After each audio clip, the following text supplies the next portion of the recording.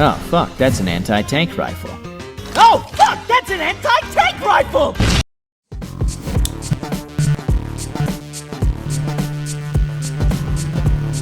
If I had like teeth taken out of my face. Oh yeah, how was that? I have like recovered entirely too fast, and I'm like so worried that like in a couple days I'm gonna find out like I have a dry socket or something, and I'm just gonna be in extreme pain. But and with that, hi guys, welcome to Too Fast, 2Movie. I'm Ben, and that's Jose, and we're here to talk about the Legend of Vox Machina, specifically the last 3 episodes, covering the depths of deceit, the whispers at the Ziggurat, and the darkness within. how do you spell deceit wrong? I didn't have a reference. Oh wait, I thought you got the episode. I'm before. dyslexic. Okay. I got the episode right before. I got the episode. I got the spelling. Yeah, you got for Ziggurat. I got Ziggurat correct. As a very dyslexic man, I did not get deceit correctly. No one's allowed to look at my scripts before I send them out. Usually, It's all good. It's all good. I live off of things like Grammarly. Please sponsor us, Grammarly, and Among other ones. oh, that's really all you can kind of Grammarly use. would be a good sponsor, to be honest. Yeah, Grammarly would be great if you would like to know how dyslexic people function in like all professional settings. It's literally just Grammarly. If the next 5 subscribers that get us to 500 could send this video to Grammarly, thank you. Yeah, and yeah, keep an eye down. I have no idea where it could be totally inaccurate by the time this comes out. Maybe. But anyway, Jose, again, to start everything off, you are our non-critter. You do not know the whole whereabouts of what's going on. You have no pre-expectations. What were these episodes like for you? How are you feeling now that this season 1's done? I honestly should have expected that plot twist. Like, it's so overdone. It's like it's not even just really a cliche. It's like a staple in like almost any kind of media. Yeah. But yeah, I did enjoy it. I kind of expected some form of cliffhanger, but it wasn't that I was expecting. The cliffhanger that they left off is a big one, and we're going to talk about that a little later, because it actually does deserve its own sort of segment to it, because when we get into that, we're going to talk a little bit about the sort of Dungeons and Dragons lore behind that and why that is such a big fucking deal and how terrifying that is.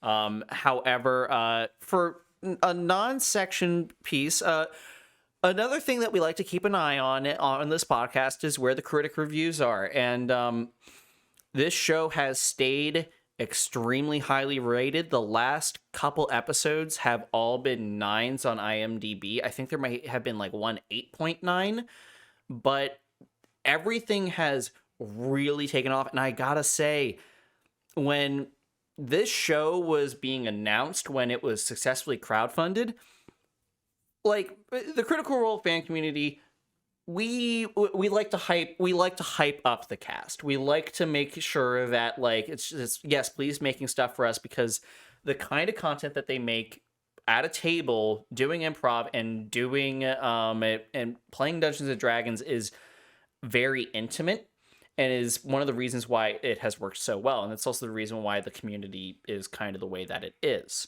I was not expecting this show to be anywhere near as good as it was. I had actually kind of the opposite feeling. Really? I feel like I mentioned this again before, that the mindsets of Critical Role and as well as the cast involved, they definitely gave in much of their input as they could, and they really wanted to give something that they know the fans will enjoy. So I think, of course, I'm not big of a fan with this campaign 1, but I feel like they nailed it out of the park. From what I've read from the people I follow online, they really loved it. So I think they did a great job. Yeah, and I was expecting it to... That's the thing, though. I was expecting it to be just that, something for the fans. I wasn't expecting it to be something that, like, everyone that I see that, like, talks about the show is like, it's good. I wish... The first couple episodes are weak-ish, and I have problems with the potty humor and dialogue, and that's usually kind of the vibe that you would hear from people that do not watch Critical Role. But overall, it turns into, once episode 3 hits, it's a fucking wild ride, and the show works really fucking well. And the way that they pull off the ending for this season just really exasperates just how well this was done, and the fact that the critics, the people that are not the people that are supposed to be not loyal to the fandom, that are just supposed to be looking at this objectively, are in line with that is a massively big deal. And we're going to have to see in the next coming weeks what that is going to mean for this show going forward. There is one other thing that I just wanted to touch on before we go into the main conversation, because this is something that we see over the course of 3 episodes. A lot of people, including ourselves, have said that the Vax and Keyleth situation was really rushed in order to get to the "you know I love you" line. And some fans pointed out that the "I love you" that there is a difference, and also by the time our videos release, usually it is the next Thursday, so we are coming at it from last week's point. In these 3 episodes, though, the Keyleth Vax thing takes off in a way that I'm very happy that it did, where it comes off as more of a botched confession from Vax that he is now dealing with Keyleth, and there is now this much more appropriate kind of chemistry between the two that doesn't feel forced, that does feel conflict driven, and is entertaining and endearing to watch. Yeah, I can definitely see that, and I think it was done in a good way as well as executed pretty well. Yeah. The moment that like really stood out for me is going into the darkness within, where Keyleth gets essentially zapped by Lady Briarwood, I believe that was in the darkness within. It might have been in Whispers in the Ziggurat. Oh well, we all binge watched all 3 episodes. They all blend together. But when Vax is essentially just improvising a healing spell and like having Scanlan provide the magic and just remembering this moment, the pure desperation in saving her life, that worked perfectly. And I think that like one of the things is like, yeah, we were all, and even Matt Mercer himself was like, yeah, we had to rush Keyleth and Vax in this show in order to get to where we needed to be. Mm-hmm. But they have actually made their relationship work really well post "you know I love you," which is it now works perfectly, and that's kind of one of these lenses that we're going to be viewing these characters through from now on. Yeah. And also, because I was reading about this a little while, like literally just before we started, that we're talking about like almost 30 or so plus episodes at this point. Yeah. Because by the time the second arc, what'd you call it? Sections of the whole total campaign. Yeah. So I have to take a look at how the campaign is broken down into either books or acts. I forget what the terminology is. Okay, so the main thing is that the Briarwood arc, as far as the podcast goes for them, ends around 38 or 39, because I know that's when the second part will begin. So if you consider that, and that's 4 hours roughly an episode, that's over 100 hours. Yeah, so. And again, they had this chemistry going on before it was brought onto the stream, and it was always something that like. And again, for any new critters that want to go watch the original campaign, do start at the Briarwood arc. Do not start at the beginning. The Briarwood arc is still like a healthy, I think, 15 episodes or something, which in 4 hours a shot, it's still a lengthy time commitment, but it is worth it. It still comes off more natural then because of that time to embellish. And the other relationships that do exist here, they are giving the right amount of time for us to fully believe them before executing them. But I'm very happy that they are now treating Vax and Keyleth's relationship in a way that feels significantly more natural than it did before the confession. And I will have to give credit where it's due. I was not expecting them to be able to do that so well and have their dialogue work so well with embellishing those characters in that relationship. Yeah, I think it was.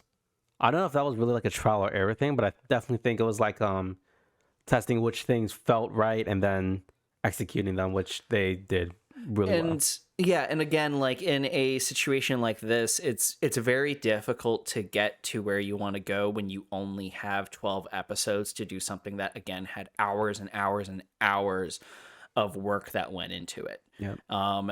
But they've done a really good job with essentially kind of recovering from where myself and other critical aspects of their relationship had been working out in the show, and I'm just incredibly glad to see it well done. So I think with that, let's get into covering the actual episodes and just kind of going over an episode review as part of our larger conversation of where things are from a critter to non-critter viewpoint. So starting out, we're going to talk about the depths of deceit, or deceit, as I so willingly spelled it in my show notes. We are introduced to Anna Ripley. Again, this is the figure that was behind the bars that we met last episode. And she is about pretty much exactly what you were expecting. She was with the Briarwoods, but we also learn a lot about her backstory with Percy. The fact that she had tortured him relentlessly in order to find out some truth that had been under Whitestone, which we obviously now know to be the Ziggurat. And that she was an engineer who had been working with the Briarwoods to upgrade the Ziggurat and infuse it with this material that was called residuum, which is Whitestone's main export. It was one of the. It's not Whitestone's main export, but it was one of the main natural resources that Whitestone had. Right. Then we also learn a couple other things, that she has been building her own weapon, and we see the remnants of a pistol that she had blasted open on her own, and she also makes a couple other comments regarding her very much not existent hand. She agrees to help Vox Machina in exchange for her own freedom, which again is not willingly given by Percy, and begins to lead them further towards where the Briarwoods are to the Ziggurat.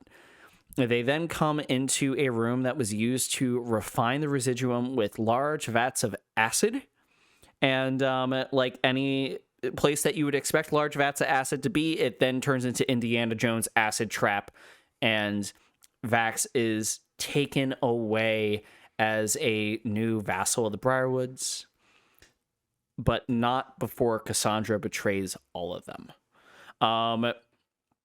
When you were going through this episode, I need to ask you, what were your thoughts on the Cassandra betrayal? I honestly don't really know the words to put it in, just because I was watching it casually, like not really giving it too much thought, and then I see her name pop up on the pistol, and I was like, "Oh fuck, here we go again."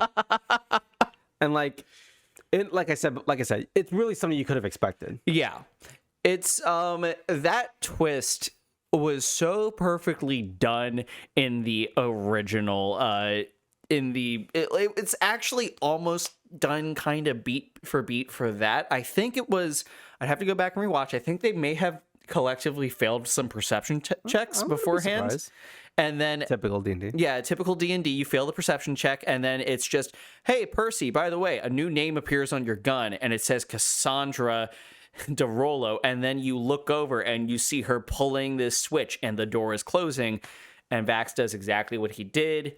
He used his crazy rogue speed to get over there. There's actually a thing that they didn't adapt as being part of his kit, which I find very funny.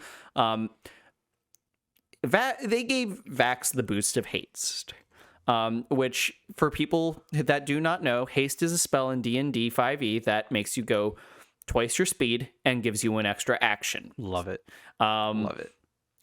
It was a leftover thing from their Pathfinder campaign, and that they adapted into this. Now, normally haste stuns you when you are no longer using it, when it wears off and you have an entire round that you just can't do anything. They did not bring that part over. It was a really broken magic item that Vax had, and because of it, was constantly a running gag where Vax was like the Flash in pretty much every situation, and he could always get somewhere faster than everyone else. I mean, I definitely think if they put the stun thing in the show, it would have really kind of Well, the no, feeling. it wasn't even in the game though. No. Dude, that's the thing. It was like from a gameplay mechanic, it wasn't that you casted haste on yourself. It's just that you clicked the boots together and you were hasted. Wait, does haste really stun? Because Haste in Dungeons and Dragons 5e stuns you when the spell wears off, either after a minute or after the caster loses concentration. I don't remember reading that on my spell list for haste. Well, but, you might want to double check that. I'm good. I think I'm good. Don't tell Abraham. Abraham, I know, will watch this at some point. Nah, I'll cut it out. Don't worry. That is one of the elements there, and then of course the vampire with the dominate person and immediately mind controlling Vax. We all knew that was going to happen. It was kind of a joy to watch this all go down, but I have to know, because this is the most time that we really spend with Anna Ripley. It's really just this one episode, and then she fucks off in the beginning of the next episode. What are your opinions of this character and who she is going to be? My opinions are like almost nowhere, because I have no idea what to even expect with her. Like, I feel like she could probably make a return either with or about the Ziggurat, or just be one of those kind of side characters that shows up every now and then. So I have really no idea. So I'll ask you another question. What did you think about her also having a gun prototype? I was really confused about it, and then since thanks to Briarwood arc is pretty much over, I did a little bit of research about it. I don't know if that comes into play later, but whatever. So not to spoil it, but it makes sense now, seeing with Percy's situation and how it affects Ripley, I think, toward it. There is an interesting element here, because we know that the gun was brought by for anyone that doesn't know and like is new to this, an important theory crafting thing to consider here is we know that the gun came to Percy in a fucking dream. Mm-hmm. Percy invented the gun. It is not something that originally had, like, other inventors had been tinkering around with the idea of. There was no idea of, like, what if we made a cannon that you could put in your hand? It wasn't something that was being heavily considered. And for two people that were under the Briarwoods to start developing the same sort of concept, because Anna Ripley had no reference for what this weapon really looks like. There was a point where Percy did try to kill her canonically that was briefly talked about. However, she wasn't even part of his arrest and the interception that prevented him from actually getting his revenge in that moment. So she did not, at least in that moment, have information about the gun. So I think like the idea that's coming to my head now is that maybe she was one of the first ones to like think about it but never executed it, and then suddenly the thought transferred to Percy and then he was able to get it done. So I don't know. We'll have to wait and see. I can promise you though, Dr. Anna Ripley will be back. That is not a character who is going to be left up without any follow through. And she will make quite the return, I will say.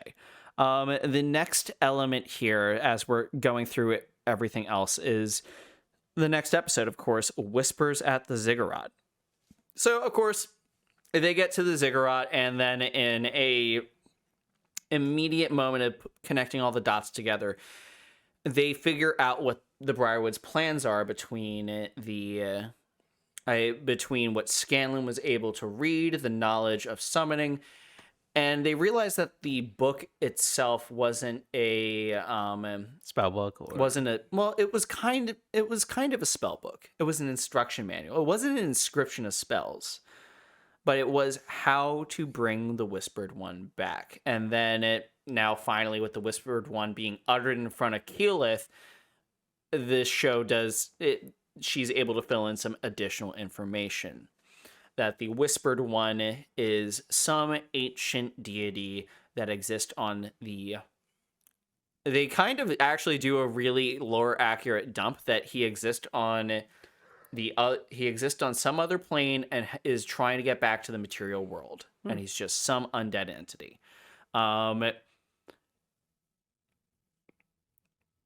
We get this information, and it goes from we need to stop the Briarwoods to we need to kill the Briarwoods to we need to stop what they are doing, and we need to kill them and end this here. As we love to do. Yeah, in good old D&D fashion, you find out that the world might end if you don't do something, and then you go do it.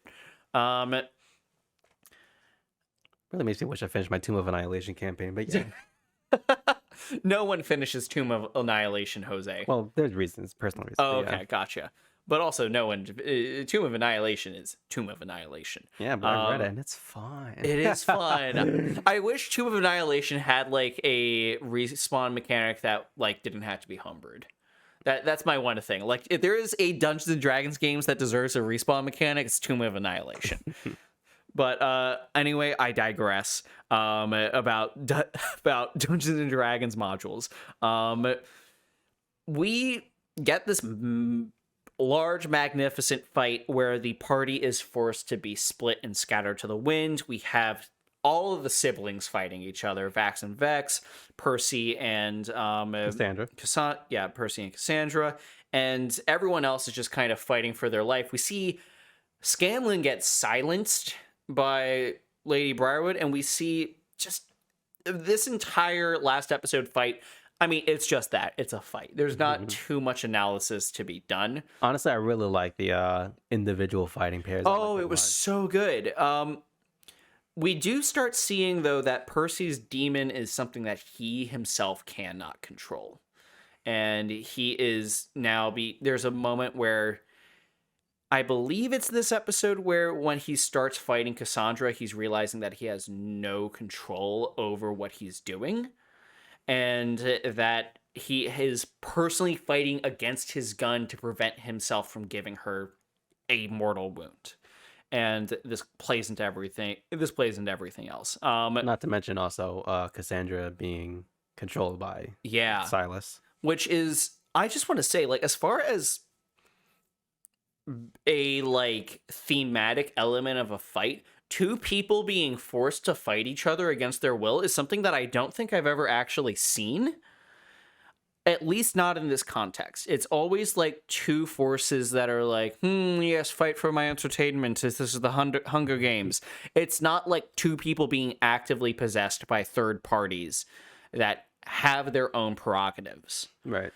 And this is something that was not in really true existence within the original game. This is something that had been extremely embellished upon. Yes, she was mind controlled in the game, but Percy being essentially... like rolling against himself. Yeah, rolling against himself, like rolling and then praying that he rolls low or praying that the gun jams. That's not something that was going on. So there wasn't that added element of horror to this fight.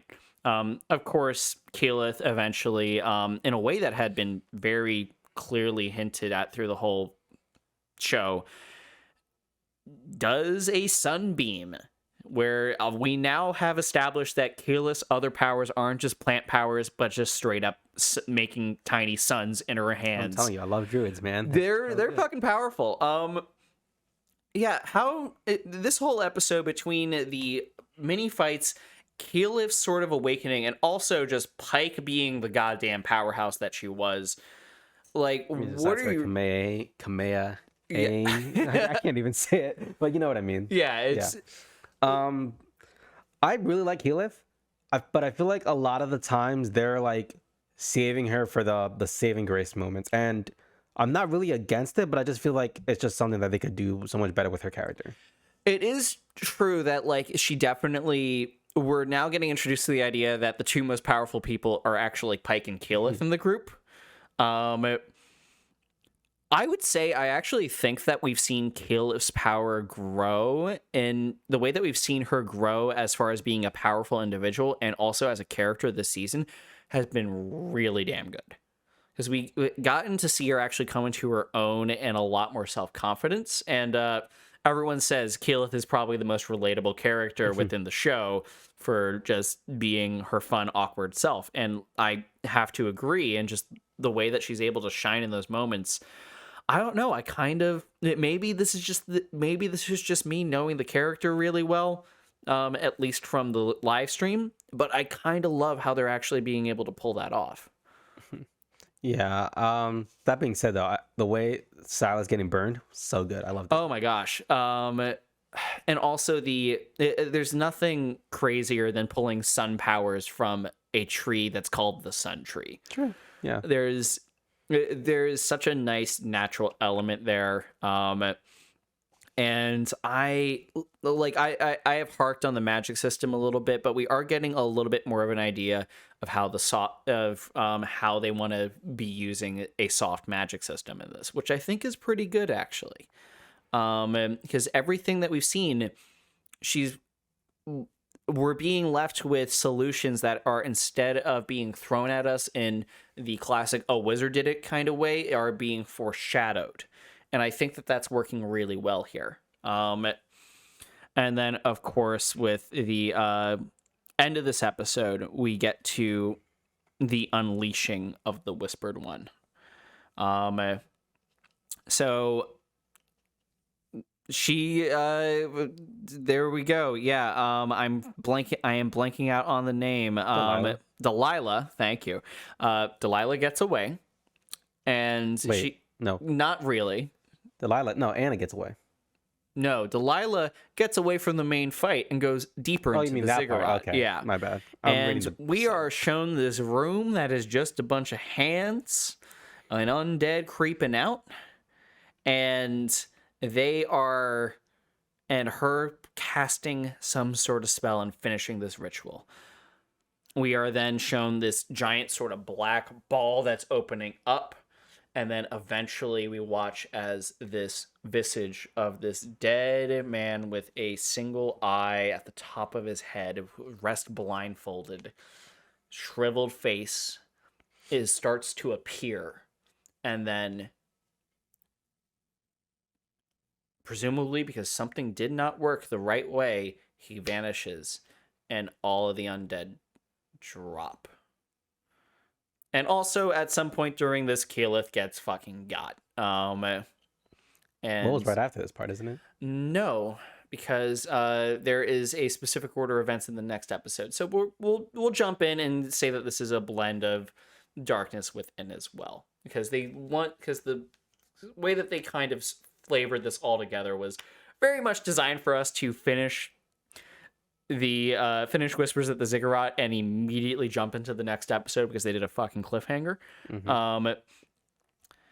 But as far as this is concerned, with that actual visage of the Whispered One, what are you thinking a little bit more as far as theory crafting for who Delilah is, how her powers work, and what this individual might be, if you can think of a being from the Forgotten Realms that might fit this canon? Cannot think of any being. I'll tell you that right now.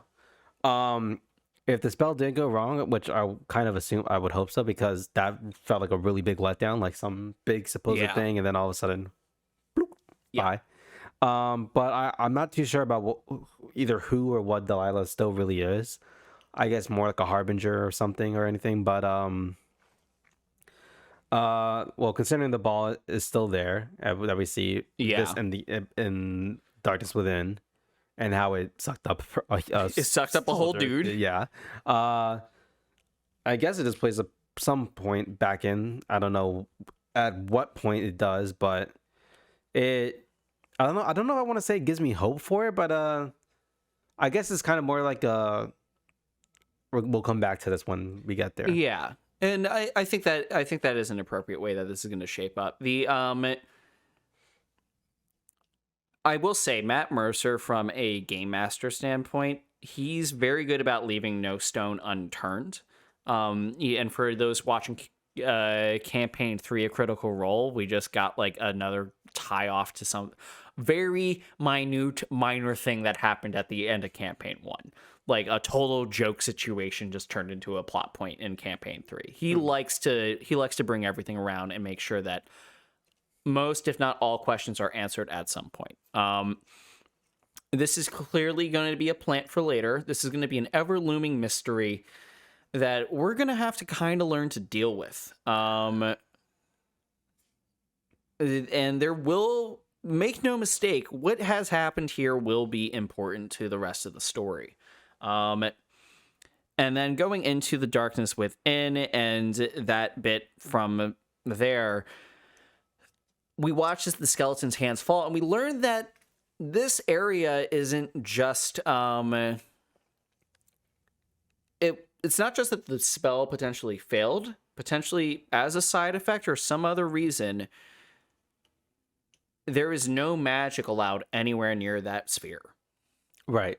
I forgot about that. So again, that's one of the reasons why Caliph got later. I believe it was in the fight to actually like Caliph got Pike disappeared. Scanlan couldn't do anything. They had to get out of there. And yeah, that's of course leads into Keyleth needing to be saved when they get back to the acid room and the fight that transpires there. I will say there actually is a reason why the spell failed that is talked about within the show. It's a blink and you miss it type thing. The spell that they were casting needed to happen on the solstice. They explicitly state that the solstice is not for another couple days in the original, earlier in the season. And also Delilah says that because of what's happening outside with Vox Machina and them coming in and fucking everything up. No, they got to get it done earlier. Yeah. They had to accelerate their plans. So while it was close to the solstice and the veil between planes was still very thin, it just was not enough for them to push through. Gotcha. So, of course, that's going to mean that later down the line, solstices are going to be somewhat important for how the planes are connected for anything like that. So much shit to think about. See, that's like one of my things is like they have a lot that they have to do with the fact that they are using Dungeons and Dragons lore and magic, because Dungeons and Dragons, like, it may come off as soft magic, but it is very hard because there are game mechanics. Yeah. And one of the things that is very hard as far as how the magic works is how the planes work together. And I will never be doing a whole video on that. If you want to look at that, Matt Mercer has a very good thing on that. And also, there's plenty of Dungeons & Dragons content out there. You will be able to find a couple videos on how the planes work. And it's overall, it works very well in that moment. Of course, then the main crux of this episode, though, is Percy's demon. So what this mainly comes from is as soon as they get away from that anti-magic area, Percy's demon still wants to kill Delilah. And Vox Machina has finally figured out that if he kills her, he's probably not going to have a lot of him left, because this demon has gotten stronger with every single kill. Yep. So a fight ensues, and we get an incredibly creative way of having this episode play out, where Percy is just being mind controlled and seeing only his memories, only the people who wronged him, the people that he originally had on that gun. Yeah. And he is trying to kill them, and it is up to everyone else to figure out how to stop him. This was just brilliant. I really loved this, and this was also not in the original. Okay, because at one point I did want to ask, between this episode and the campaign, what changed? So the way that this worked in the original was, so Dungeons and Dragons does not have a great mechanic for like forced PvP. It doesn't have anything. It doesn't have anything in there regarding unless you're like extremely homebrewing things. It's not like Call of Cthulhu where you can throw someone into a bout of insanity and be like, "This is your directive, now go." There's not really a good in-game reason to do that, and it's not really part of the reason why people play Dungeons and Dragons. So how this originally worked was Matt Mercer. Well, the second that they called out the demon, I believe there was a greater restoration spell cast on him to cast the demon out. And the demon, whose name I don't think was explicitly stated in the show. However, they still put it in the goddamn closed captions. Oh, they did? So people that watch the closed captions know the name of the demon. But I'm going to, for people that don't watch the closed captions, I'm going to not say it. All for right, then now. I won't say it either. You and I know who it is. Yeah. But the,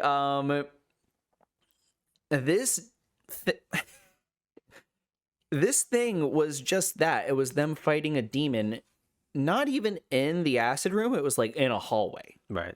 As they were dragging an unconscious Delilah and he wanted to kill her. And they decided then to have that be done.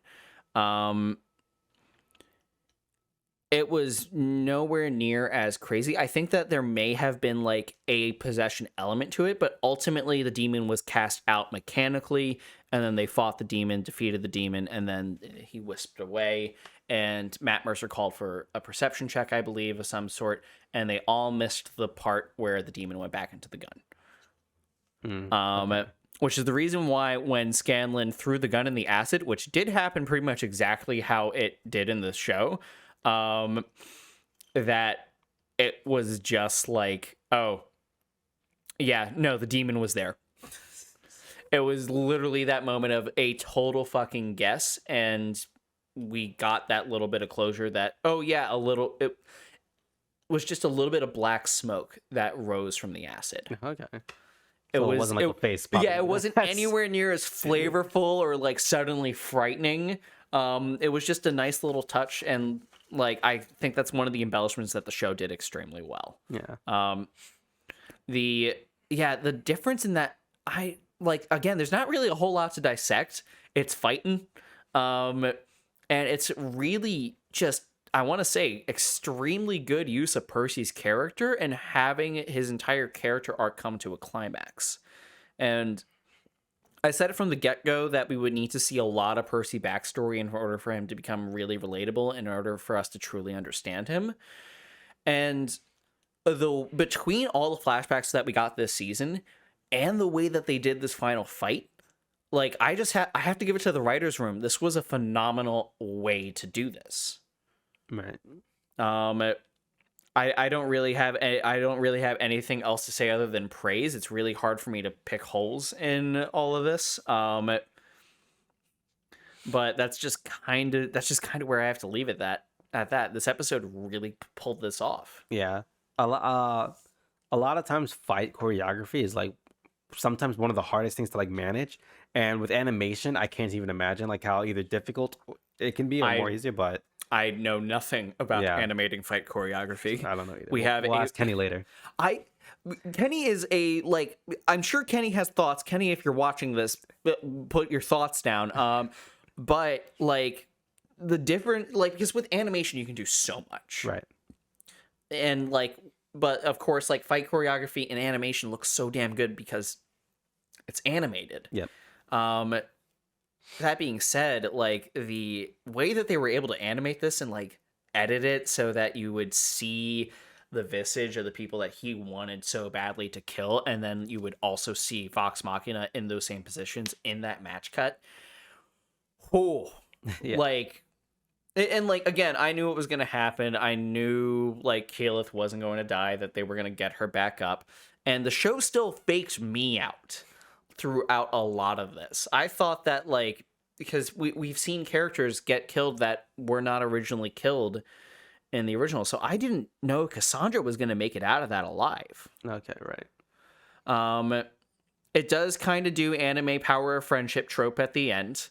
Ish. A little bit, yeah, I guess you could say that. Just to hold him off, but I think the Percy blowing part of his own hand off, like, as that moment, because we also see other moments where he's like about to he's about to kill himself, and the demon just won't let him.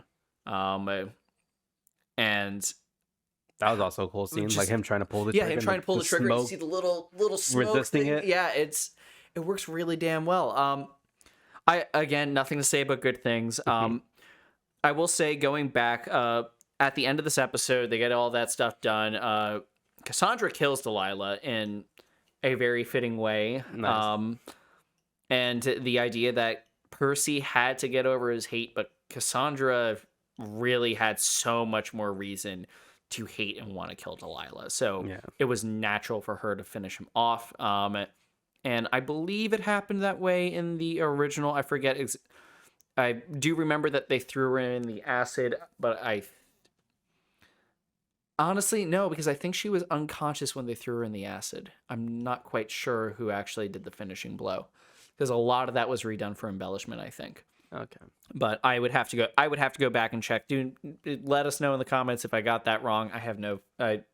I did not bother to check that before show notes today. I won't check it by then either. And then we get all of this done, and then we are back up top. The town's being put back together, and Cassandra is going to be taking up residence as sort of Whitestone's rulers, while Percy is still going to be out doing his adventuring, because ultimately he's still a Dungeons and Dragons adventurer, and no matter what, he has to find a reason to adventure. Otherwise, Talus and Jaffe won't be able to play the game. Then there's one thing.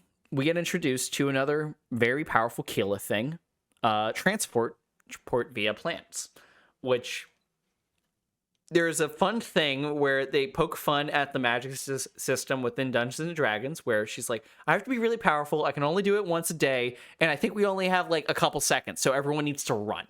If you don't play Dungeons and Dragons, that is because one round of Dungeons and Dragons is 6 seconds. The portal's only open for one round, and you gotta go. That is really kind of what it let down to. And then the fact that it's a 7th level spell slot. Jeez. Yeah, it's not like teleportation circle or anything. It's any tree that she has ever seen. Yeah, that makes sense. Fair enough. It's a power, like, is she just, like, you know that tree outside? Has she seen it? Cool. She's gonna come knocking on your house if you piss her off. Like, she's got it down. I will say, I think that this moment for me, I was watching this and my girlfriend immediately looked at me and was like, there's your fucking magic system. We finally got just like an antsy bit. Ultimately, it's poking fun at 5e's magic system and how convolutedly complicated it is. But it is actually something, because we finally have a limitation expressed about one of the things that she can do. That isn't just like that isn't just Pike being like, I'm too tapped, which expresses some sort of mana idea. This is now something a little bit more like the spell slots that exist within game.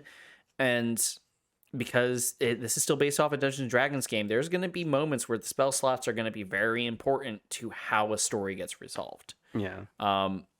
So thumbs up for that. I'm happy with that. And then, of course, we get to the dragon cliffhanger. Okay, so now we're going to get into Season 2 speculation. Oh, wait, real quick, to finish off with thing. I don't know if this will count as a spoiler. I don't think it will, but, like, I read that, because by the time, right before Percy shoots his hand, you see the names of Vex, and Grog, and the other all of Vox show up. Machina. Yeah, so I think, from what I read, it said that a name will appear no matter what on the gun. Yeah. So, well, since the gun's gone now, so hopefully... Yeah, it's, cursed items are fun. Oh, that reminds me, I forgot to put that in my show notes. Grog picked up, oh, yeah. He picked up a very cursed sword. I can't wait to see that. We're going to have fun with that next season. So, yeah, back into Season 2 discussion. I can promise that that's going to be a thing. But back into season 2, back into just general season 2, that dragon cliffhanger, before we started our show, or I think at the top of the show, you were like, this is not what I was expecting. Yeah. Now, what do you know about dragons in Dungeons & Dragons 5e? Excuse me. They're old, they're powerful, they're one of the creatures players don't want to fight against, that isn't a deity, god, whatever. Yeah. And that's one dragon just at with a time. one dragon, yeah. That is, so we've already seen an adult blue dragon, which is what they fought in the first episode. Which is what they fought in the first 2 episodes, are not to be fucked with. It can raise entire armies if it were to assail anything other than extremely powerful warriors. Within this world, in the animated world, a lot, like, they needed tactical thinking in order to kill a young adult blue dragon. There is a little bit of size comparison that they give. These dragons are much larger. For those who play Dungeons & Dragons 5e and do not know what's coming, as far as that's concerned, the larger the dragon, the older it is, and also the more powerful. These are all ancient dragons. So, I'd hate that I have to ask this question, but Jose, how do you think that this is going to go in the first episode of season 2, which is confirmed to be happening? Total chaos. That's the best I can say it, because while I think I do know the name, at least one of the words of the group of the dragons or whatever, as far as like what they can do and or what will happen, I'm not too certain. Just mayhem, chaos, destruction, all that kind of shit. So there is a fun we will have to wait and see, but odds are, again, it took Vox Machina with a lot of planning to go after a young adult blue dragon. There's now 4 ancient dragons descending upon Amon. This is not going to be the same fight, and the dragons are on the offensive. Yeah. This is going to be significantly harder, and chaos is the right word as far as what we should all be expecting. Now, the other thing that is interesting is this conflict in the beginning is obviously going to deal a lot of damage. This is going to be a big deal. This is going to be a massive event. The fact that they are doing this arc at all,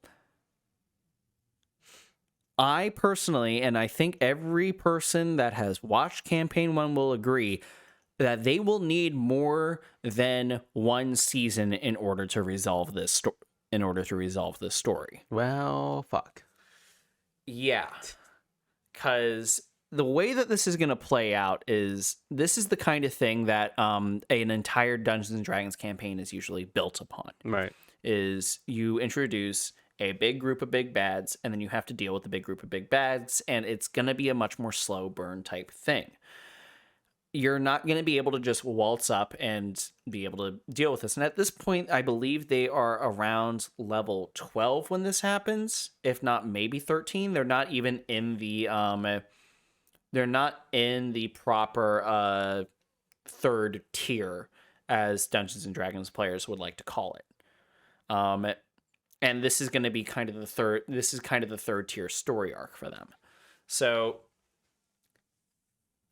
I don't know how they are going to do this, what they're going to cut, but it's going to be very important that they give it all the time and space to go. Because one of the things that we should look at is exactly what we want to see as fans and as critics for season 2 to pull off. Yeah. So I know you have some thoughts on this as far as what you want to see go down. What would you like to share with us? For season 2, right? For season 2, and honestly, just kind of the show in general moving forward. I can kind of figure that going forward, they'll probably add more guest characters, like voice actors, actresses, and stuff like that. Don't do that. My favorites are coming up. Honestly, I'm kind of more excited to see like what kind of other characters and people that they'll bring onto the show, because that's kind of the things I really like with like shows, just like the bringing together of like fan, like the people that played and like and stuff like that. There were so in this point going forward, there were actually a ton of guest players on the show, and a lot of them take really important moments in the story arcs. And I would love to see them come back and voice their original characters for this. I think that would be a phenomenal. I think that would be a phenomenal piece. So to kind of answer your question, it's going to be required that they do that. Actually. Well, also, if you think about it, if they're dealing with a bunch of dragons, they're going to need more help than they can get. So in a way, it works out for both favorites. They got to raise an army. To war. There we go. And then one of the other things, of course, I would like to see a more fleshed out magic system, and I'm going to be making a whole video on that, because I think that talking about why that's going to be important in a way that I can actually talk about spoilers is going to be a much more important element of the conversation. But the one thing that everyone has been kind of on the same page is, we love Percy. The season has been about Percy. Percy's great. He has all the character development. Please do that for the other characters. Yeah. Give us time to know their backstories. Give us time to know them as characters, and we can really start to like attach onto some of these other people. And we will have those. Yeah. There are plot lines that we will see dealing with these dragons that will allow us to explore other people. Yeah, because like, as far as like backstories go, let's make a quick tier list. Percy's at the top. Pike probably second. Keyleth maybe third. Vex and Vax tied, because of course. Because they're together. And then Scanlan and Grog. Probably Grog even the least.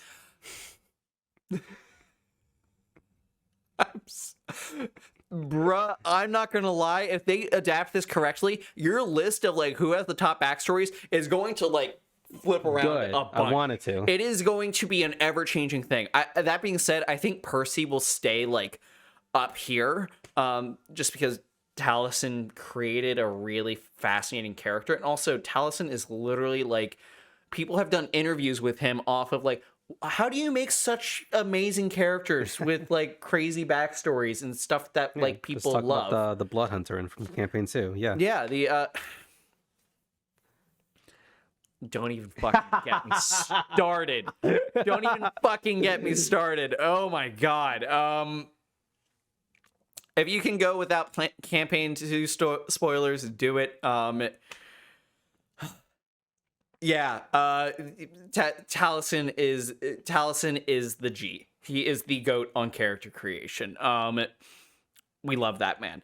I lost my train of thought on that, because now I'm just thinking about all the Taliesin characters. But no, that will be an ever-changing list. The other thing that we got some spice in the comment section last time.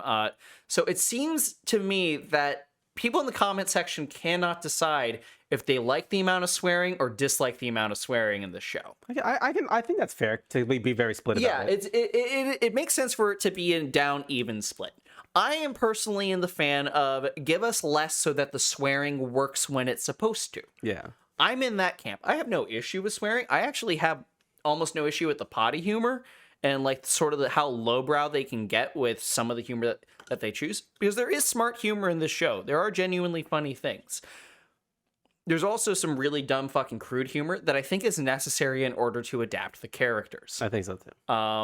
So I'm good on the humor. I would just like a couple less fucks. That's, like, honestly, change it up. Give me less fucks. Give me more some like shits and ass. Some bastards. Well, I'm like trying to. Well, I will say there's also like a lot of like give me more bitch.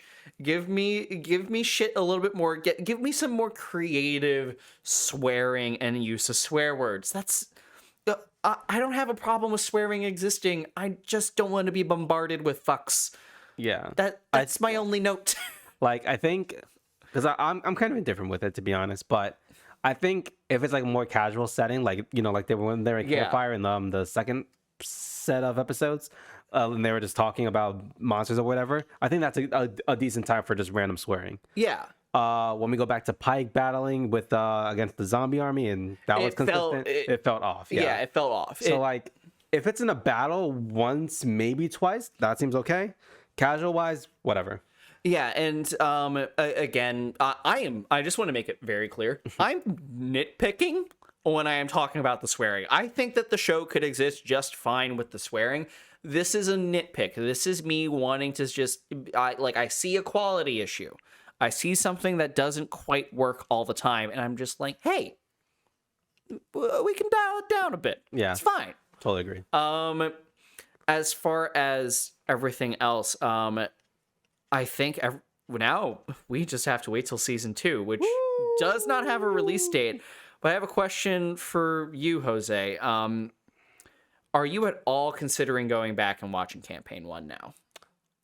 All of it, I'm not too sure, but picking up where this show left off, I'm definitely interested. Oh, mostly because I know what episode it is. but because thank you, whatever article it was that I read. But yeah, I'm definitely interested, regardless of where I actually start. But that and I never finished campaign 2. I started campaign 3, didn't pick it back up again because stuff. Yeah. But I definitely want to get back into watching it, and I think campaign 1 might not be too bad of a start, just to get with a feel, or I could continue being the non-critic for campaign 1 for this. That is true. That is a choice for you to make if you want to do, because I am the anime only for I am the anime only person for our Attack on Titan podcast. So I actively made a point of not reading the manga to maintain that sort of point of view, but also we don't get weekly releases of this. Right. So this is going to be a very different it's going to be a very different animal to just swear off. Anyway, let us know in the comments if this show has turned you. Are you new to the fandom? Is this your new critter thing? Are you considering going back and watching this? And I want to say something. If you are trying to catch up in any way before this comes out, you have a lot of content to get through before the year is up. It's only February. It's a lot. We will not be covered. I also want to say, for people that are aware of us and have been with us through all this, we will not be covering the campaigns on this channel. There's a lot of new faces from Critical Role, and we are maintaining our avenue of trying to make sure that we're covering television and media and animation and all that stuff. That being said, we will be making more Vox Machina videos, just not in this format, a little bit more video essay, and that will be kind of that. And we also got a bunch of other content that if you like Vox Machina, you're probably going to enjoy. So keep that in mind. Stick around. We'll see you in a bit. I think that's it for today. I believe so. All right. Like, comment, subscribe. We're almost at 500. Maybe we're already past it. Who fucking knows? I'll make a post in the community chat once we're there. And we'll see you, I guess, next season. Damn. Yeah, it's a fucking long time. Oh my gosh. All righty.